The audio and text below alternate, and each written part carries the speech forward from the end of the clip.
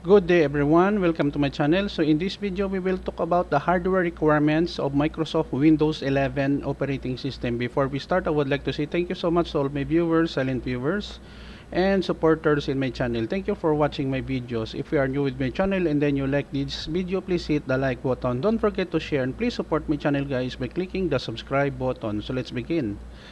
Microsoft Windows 11 is the newest operating system being offered by Microsoft Corporation.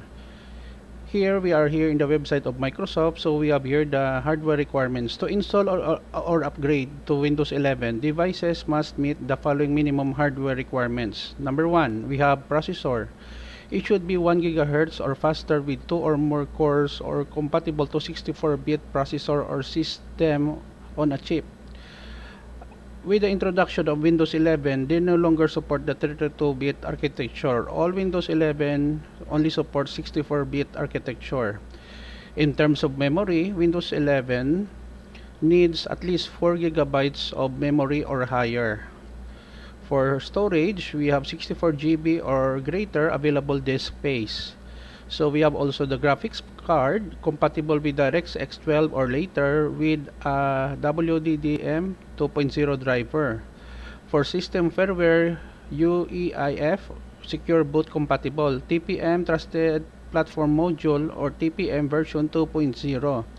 Display high definition 720p display, 9 inches or greater monitor, 8 bits per color channel. And then Windows 11 also needs internet connection. Internet connectivity is necessary to perform updates of the operating system and to download and use some features. Windows 11 Home Edition requires an internet connection in a Microsoft account to complete device setup on first use. Okay guys, so this is the end of my report on the basic hardware requirements of Microsoft Windows 11 operating system.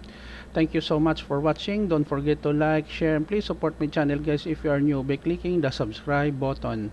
See you in the next video tutorial guys. This is your friend Jake saying bye bye for now.